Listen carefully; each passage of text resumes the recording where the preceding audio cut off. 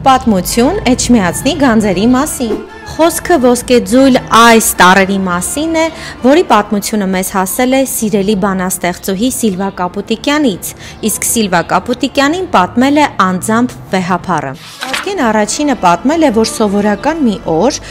տարեց մի կին է գալիս վեհարան եւ հանձնում է նրան մեծ քանակությամբ ոսկյա իրեր եւ զարդեր։ Գաղթից մազապուրծ է լինում եւ այդ ամբողջ ոսկեղենը նրա մոտ է լինում, որը նա թաղում է Արաքսի ափին եւ պահում 50-ից 60 տարի։ Որոշում է, որ այդ զարդերը պետք է նվիրաբերի եկեղեցուն։ Վեհափառը շնորհակալությամբ ընդունում է այդ զարդերը,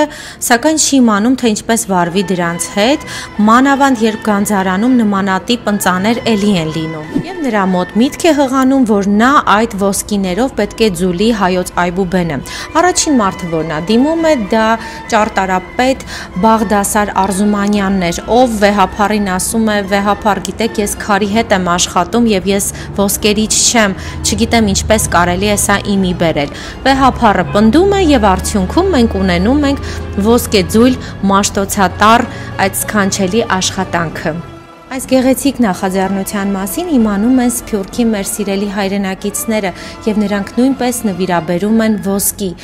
ինչի արդյունքում հավաքվում է 23 կիլոգրամ ոսկի եւ անկշռելի սեր ու սիրտ։